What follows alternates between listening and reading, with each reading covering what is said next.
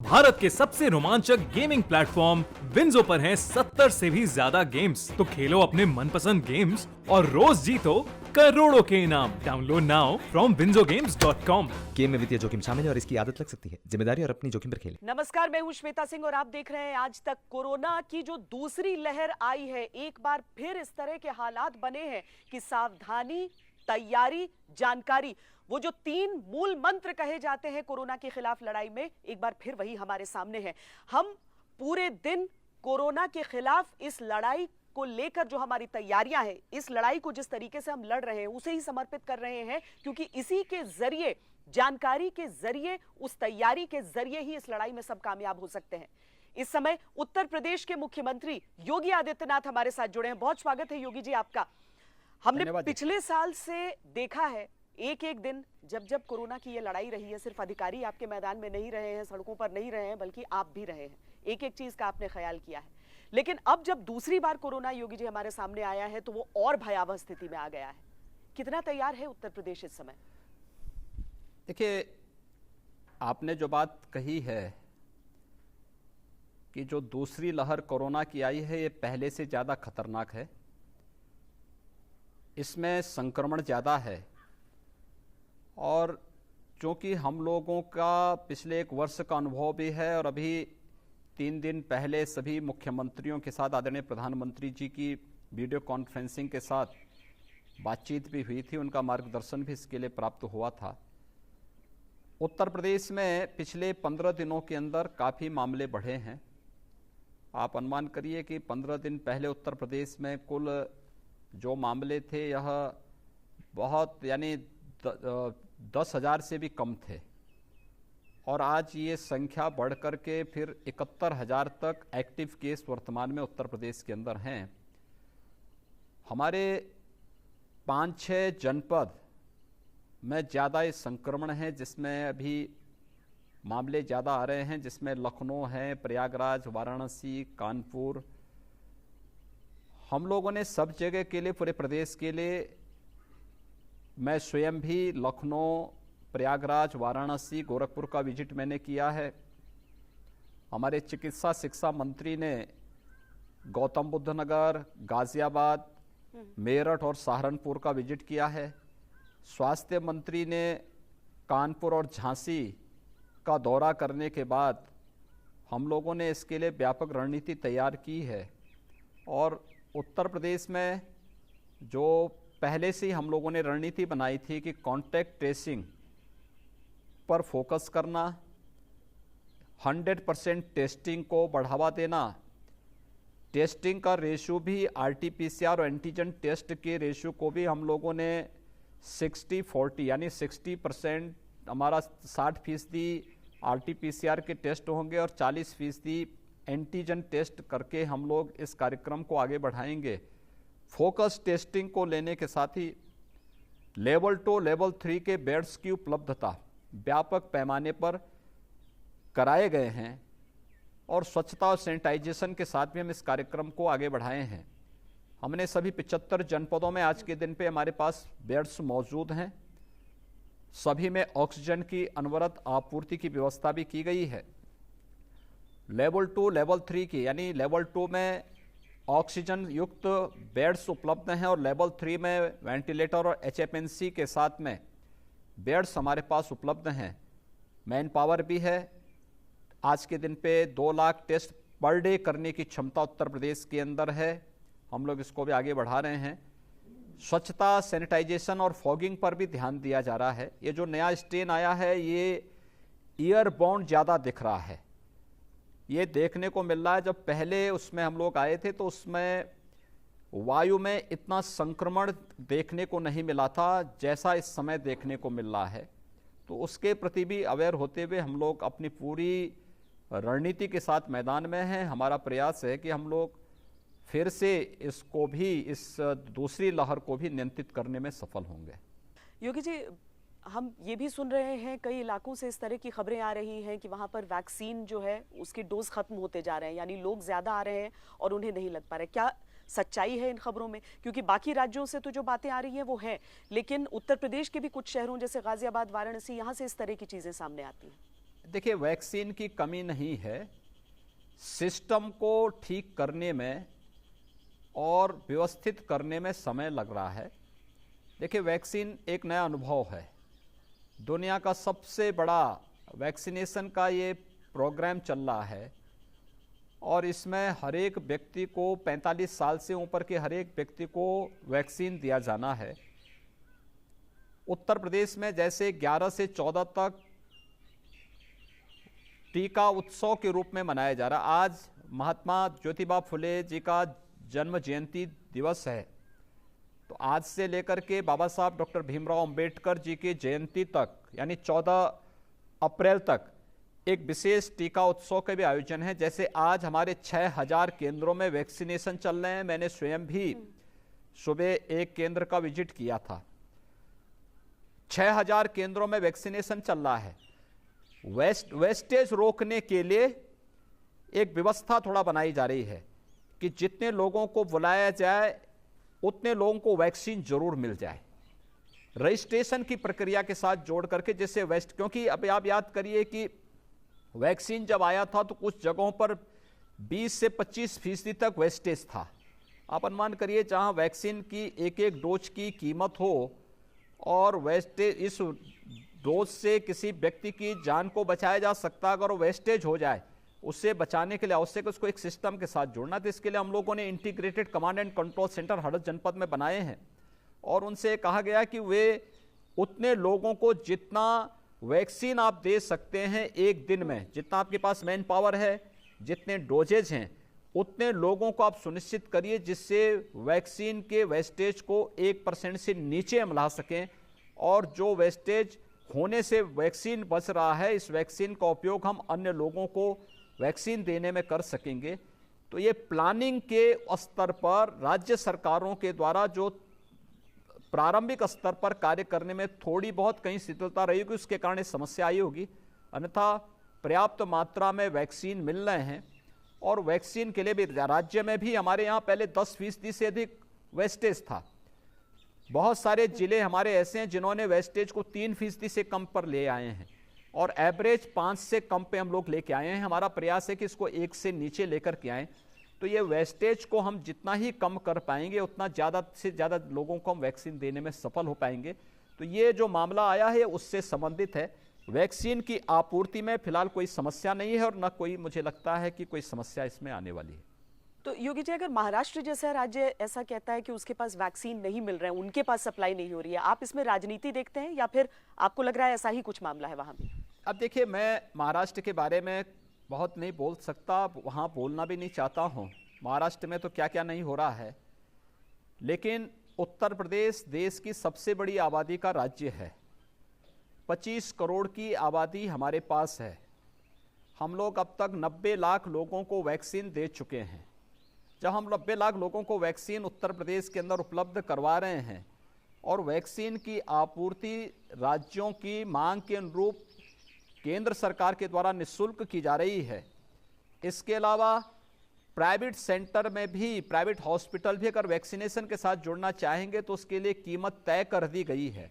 मुझे लगता है कहीं कोई समस्या ही नहीं है। अब तो हर एक राज्य को उसमें आगे बढ़ के करना चाहिए। मैं आपसे पूछना चाहता हूं कि उत्तर प्रदेश की आबादी 24 से 25 करोड़ की है। उत्तर प्रदेश में कोई समस्या नहीं है।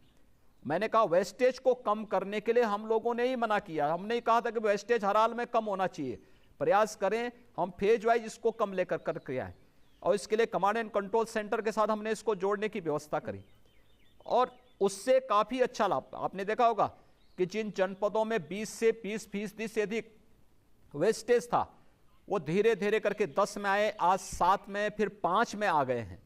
जहां 10% वेस्टेज था वह कम होकर के 3 पे आ चुके हैं।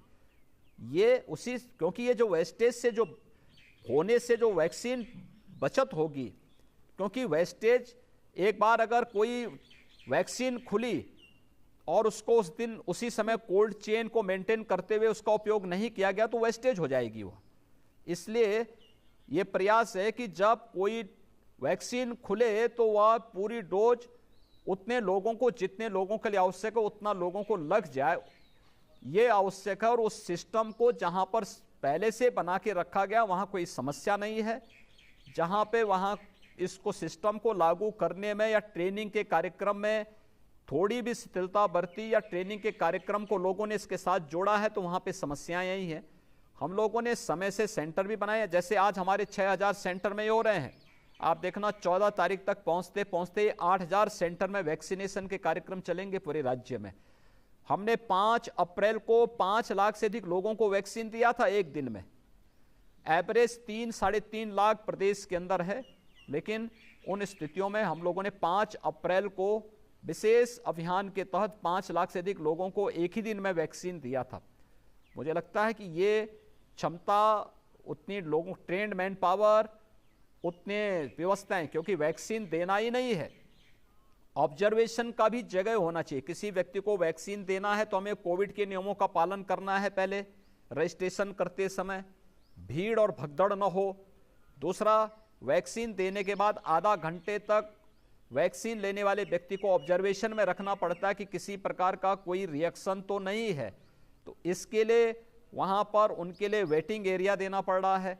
तो जहां पे ये चीजें इतना क्रिएट करने के लिए राज्य सरकारों को भी अपने स्तर पर प्रयास करने होंगे। उत्तर प्रदेश ने व्यवस्था दी है, वैक्सीनेशन का कार्यक्रम बहुत अच्छे ढंग से हमारे यहाँ चल रहा है, और मुझे लगता है कि जो सावधानी, सतर्कता है, इसको ध्यान में रखते हुए हम इसको आगे बढ़ा रहे हैं। पिछली बार हमने देखा था कि जब लॉकडाउन जब केंद्र की तरफ से लगाया गया था, जब प्रधानमंत्री ने ऐलान किया था, उसके बाद भी जब उसे धीरे धीरे अनलॉक के दौर में भी यूपी ने काफी दिनों तक कड़ाई की थी। मुझे याद है कि वीकेंड्स में जो सप्ताहांत में किस तरीके से बाकी इलाकों की बनिस्बत यहाँ पर कुछ नियम कानून ज्यादा रखे गए थे, रात को लेकर जो कड़ाई यहाँ पर रही। आज की तारीख में जब बहुत सारे राज्य जो हैं वो ये भी सोच रहे हैं कि क्या संपूर्ण लॉकडाउन लगा दिया जाए, क्या उत्तर प्रदेश इस बाबत विचार कर रहा है, या आपको लगता है कि उसके बिना काम चल सकता है? नहीं, देखिए, हम लोगों को जब देश के अंदर लॉकडाउन की आवश्यकता थी उस समय लॉकडाउन आवश्यक था। आज लॉकडाउन की कोई आवश्यकता नहीं है, और हम लोगों ने इस बारे में पहले से व्यवस्था बना दी है। पहले दिन से ही हम लोगों ने व्यवस्था कर दी कि जहां 500 से ज़्यादा एक्टिव केस जिस जनपद में हों, या जिस जनपद में 100 पॉजिटिव केस पर डे आ रहे हैं, वहां पर आप नाइट कर्फ्यू लगाइए, यानी कोरोना कर्फ्यू, रात्रि 9 बजे से सुबह 6 बजे तक आवश्यक सेवाओं की आपूर्ति उस दौरान वहां अनवरत होता रहे, इस बात को ध्यान रखा जाए। हमने बेसिक शिक्षा परिषद और माध्यमिक शिक्षा परिषद के सभी स्कूल कॉलेजेज को, यानी 12वीं तक के सीनियर सेकेंडरी लेवल तक के सभी स्कूल कॉलेजेज को हम लोगों ने 30 अप्रैल के लिए पहले ही बंद कर दिया है। क्लब और कोचिंग को आज हम लोगों ने बंद करने के लिए कहा है। इसके अलावा कोई भी मांगलिक कार्यक्रम, कोई भी पब्लिक के कार्यक्रम, अगर वह बंद सभागार है तो 50 से अधिक लोग उसमें एकत्र न हो। खुले मैदान में है तो 100 से ज़्यादा लोग एकत्र न हो, लेकिन शर्त यह कि हर एक के पास मास्क होना चाहिए। जो सर्विस के साथ जुड़े हुए लोग हैं उनके हैंड ग्लव्स होने चाहिए, सैनिटाइजर होना चाहिए। इन शर्तों के साथ वहाँ पे कोविड के जो प्रोटोकॉल हैं उसको पालन करते हुए इसके साथ ही हम परमिशन दे रहे हैं और इनको हम लागू कर रहे हैं। हमने कंटेनमेंट जोन को सख्ती से लागू करने की कार्रवाई प्रारंभ की है। कंटेनमेंट जोन में एक कोविड पॉजिटिव पेशेंट, एक कोविड पॉजिटिव कहीं से आ रहा है तो 25 मीटर का रेडियस को हम कंटेनमेंट जोन के साथ जोड़ रहे हैं। जहां पर 2 से ज़्यादा कोविड पॉजिटिव आ रहे हैं, 50 मीटर का रेडियस हम लोग ले रहे हैं। हाई राइज बिल्डिंग है तो फ्लोर वाइज हम इसको कंटेनमेंट जोन के दायरे में ले रहे हैं। वहां पर आवश्यक वस्तुओं की आपूर्ति के अलावा बाकी अन्य गतिविधियों को पूरी तरह प्रतिबंधित किया गया है। पब्लिक एड्रेस सिस्टम प्रदेश के अंदर 4000 से अधिक स्थानों पर है जहां पे अवेयरनेस के कार्यक्रम लगातार चल रहे हैं, लेकिन इस सब के बावजूद इन्फोर्समेंट की भी कार्रवाई हो रही है। मास्क न लगाने पर, अनावश्यक भीड़ भाड़ होने पर हम लोग वहां पे कार्रवाई भी कर रहे हैं। अकेले कल 56,000 से अधिक चालान काटे गए थे उत्तर प्रदेश के अंदर। ये सब कार्रवाई भी साथ साथ चल रही है। देखिए, आर्थिक गतिविधियों को रोकने से एक कॉमन मैन प्रभावित होता है, एक गरीब पीड़ित होता है, स्ट्रीट वेंडर प्रभावित होता है। हम लोगों ने उसके लिए व्यवस्था दी है कि बाजारों में भीड़ भाड़ ना हो, स्ट्रीट वेंडर जहां पर हैं, फल मंडी है, सब्जी मंडी है, आप इनको खुले स्थान पर लगवाने की व्यवस्था करवाइए। सैनिटाइज करिए, सैनिटाइजेशन की, स्वच्छता की कार्रवाई युद्ध स्तर पर प्रदेश के अंदर चल रही है। लेकिन हम पूरी तरह बंद कर दें आर्थिक गतिविधियों को, एक कॉमन मैन प्रभावित होता है, एक सामान्य नागरिक प्रभावित होता है, एक मजदूर प्रभावित होता है, एक कुली प्रभावित होता है, उसके सामने रोजी रोटी का संकट खड़ा होता है। तो हम बचाएंगे भी, यानी व्यक्ति के जीवन को भी बचाएंगे और उसकी आजीविका को भी बचाना है। ये दोनों कार्यक्रम एक साथ लेकर के चलेंगे। नाइट कर्फ्यू, जिसको हम कोरोना कर्फ्यू के रूप में ले रहे हैं, इसको हम कड़ाई से लागू कर रहे हैं। कंटेनमेंट जोन को कड़ाई से लागू कर रहे हैं। कॉन्टैक्ट ट्रेसिंग को 30 से 35 का एवरेज लेते हुए 100% उनकी टेस्टिंग की व्यवस्था, आरटीपीसीआर के टेस्ट को 60 से 70% तक करने, 30 से 40% एंटीजन टेस्ट करने की व्यवस्था के साथ हम इसको जोड़ रहे हैं। लेकिन लॉकडाउन की तरफ हम लोग जाने पर कोई विचार नहीं कर रहे हैं, लॉकडाउन की तरफ जाना भी नहीं चाहिए। योगी जी, आजीविका के साथ मैं आस्था का प्रश्न भी आपसे पूछना चाहूंगी। आपने भी सुना होगा, बहुत सारे लोगों को ये शिकायत रहती है कि जब चुनावों में रैलियां हो सकती हैं तो लोग अपनी आस्था के लिए बाहर क्यों नहीं निकल सकते हैं। एक लंबा अरसा बीत गया है सबके लिए। होली के त्योहार पर भी लोगों को लगा था कि शायद बाहर निकल पाएंगे, मिलजुल पाएंगे, लेकिन कहा गया परिवारों के साथ मनाइए। अब रमजान का जो महीना आने वाला है, जिसमें रात के समय ही ज्यादा चहल पहल नजर आती है, तो उस बाबत क्या सरकार ने कुछ सोचा है? देखिए, एक व्यवस्था बनाई गई है, ये जान को बचाने के लिए है। आस्था मनुष्य के लिए है, मनुष्य आस्था के लिए नहीं है। हमें इस बात को ध्यान में रखना होगा। और मुझे लगता है कि मुझ जैसा व्यक्ति से ज़्यादा आस्था के बारे में दूसरा कौन बताएगा।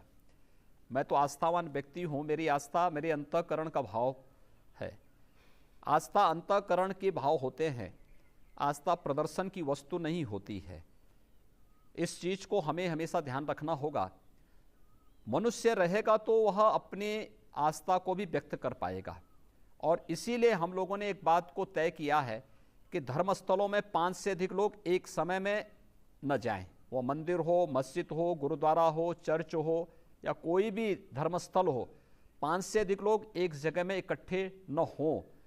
ये उन लोगों के लिए ही उचित होगा। और वैसे भी हाई रिस्क कैटेगरी में हम धर्मस्थल में जाते हैं, बच्चे भी जाते हैं, बुजुर्ग भी जाते हैं, महिलाएं भी जाती हैं, गर्भवती महिलाएं भी होती हैं, बीमारियों से ग्रसित लोग भी जाते हैं। हमारा ध्यान होना चाहिए कि हाई रिस्क कैटेगरी के लोगों को तो इस दौरान बाहर निकलना ही नहीं चाहिए। और बगैर मास्क के तो कोई नहीं निकलेगा, ये पहले से ही व्यवस्था बना दी गई है। और हमें कल परसों में हम लोग सभी धर्म गुरुओं के साथ भी इसी संबंध में संवाद भी करने जा रहे हैं। राजनीतिक दलों के साथ आज हमारी राज्यपाल महोदय के साथ में सभी राजनीतिक दलों की एक बैठक होने जा रही है, जिसमें सभी लोगों से इसमें सहयोग और सहभागिता की बात की जाएगी। कल स्थानीय निकाय के प्रतिनिधियों के साथ हम लोग संवाद करेंगे। परसों सभी धर्मगुरुओं से इसी के बारे में हम लोग अपील करेंगे। योगी जी, इस समय मैं पश्चिम बंगाल में हूं और कोरोना से थोड़ा सा अलग आपसे एक सवाल पूछना चाहती हूं कि यहाँ पर कूच बिहार में जिस तरह से हिंसा हुई, 4 लोगों की जान चली गई, उसके बाद ममता बनर्जी लगातार ये कह रही हैं कि केंद्र के इशारे पर चल रहा है। लेकिन पश्चिम बंगाल, जिसके शुरुआती चरण हमने देखा कि बिना हिंसा के यहाँ पर संपन्न हुए, लेकिन अब जो यहाँ पर परिस्थितियां दिख रही हैं, उस पर क्या कहेंगे? देखिए, आप मुझे एक बात बताइए, आज वेस्ट बंगाल में आप हैं, आपने 2 वर्ष पहले बंगाल के पंचायत चुनाव को देखा होगा, कितनी हिंसा हुई थी वहां पे। उत्तर प्रदेश के अंदर भी पंचायत चुनाव वर्तमान में चल रहे हैं। और पंचायत चुनाव, मैंने जो आपको बताया ना कि उत्तर प्रदेश के अंदर पंचायत चुनाव में जितने मतदाता हैं, इतना बहुत सारे राज्यों की आबादी नहीं है। लेकिन इस सब के बावजूद बहुत शांतिपूर्ण तरीके से उत्तर प्रदेश के अंदर पंचायत चुनाव चल रहे हैं। लोकसभा चुनाव के दौरान भी आपने देखा होगा कि लोकसभा चुनाव के दौरान उत्तर प्रदेश के अंदर 80 लोकसभा सीट थी, 1,63,000 बूथ थे। किसी भी लोकसभा सीट या किसी भी बूथ पर कोई हिंसा नहीं हुई। लेकिन वेस्ट बंगाल के अंदर पंचायत चुनाव में व्यापक हिंसा हुई थी। लोगों को नामांकन नहीं भरने दिया गया था, जबरदस्ती मतदाताओं के नामांकन फाड़ दिए जाते थे, व्यापक हिंसा वहां तब भी हुई थी, चुनाव तार-तार हुई थी, लोकतंत्र को तार-तार करने का प्रयास तब भी टीएमसी की सरकार ने किया था। और लोकसभा चुनाव के बाद दौरान भी आपने देखा होगा वहां हर संसदीय सीट में और ज़्यादातर बूथ में वहां हिंसा हुई थी। आज कूच बिहार में जो कल की घटना है, बड़ी दुर्भाग्यपूर्ण घटना है। ये टीएमसी की हार को प्रदर्शित करता है कि टीएमसी हार से बौखलाहट में आकर के हिंसा पे उतारू हो चुकी है। और जिस तरीके से वहां पे गुंडागिर्दी टीएमसी के लोगों की है, तो मैं कई दिन वहां बंगाल में चुनाव प्रचार में गया हूं, मैंने बहुत नजदीक से देखा है कैसे लोग वहां पे अव्यवस्था फैला रहे हैं, लोकतंत्र का कैसा खिल्ली उड़ाने का प्रयास कर रहे हैं। ये तो किसी से छुपा हुआ नहीं है बंगाल के अंदर, इसलिए बंगाल की जनता टीएमसी से मुक्ति चाहती है। योगी जी, अंतिम प्रश्न और कोरोना से जुड़ा हुआ मैं पूछना चाहती हूँ, क्योंकि कहते हैं ना कि वो पुस्तकों में है नहीं लिखी गई इसकी कहानी, सब अपने अनुभव से सीख रहे हैं। एक साल में जिस तरीके से आपने इस पूरे महामारी को देखा है, परखा है और उसके लिए तैयारियां की हैं, इस दूसरे वेव के समय आप क्या कहेंगे कि आपने ऐसी कौन सी चीज सीखी है जिसके जरिए आपको लग रहा है कि उत्तर प्रदेश जैसी बड़ी आबादी के बावजूद वहां पर चीजें नियंत्रित कर पाए? देखिए, उत्तर प्रदेश ने कोरोना प्रबंधन के बारे में पहले फेज में जो कार्य किया है वह देश का भी और दुनिया का भी एक मॉडल बना था। और मैं फिर इस बात को कह सकता हूं कि उत्तर प्रदेश सबसे बड़ी आबादी का राज्य होने के बावजूद आदरणीय प्रधानमंत्री जी के मार्गदर्शन में, भारत सरकार के सहयोग से बेहतरीन प्रदर्शन करने का प्रयास करेगा।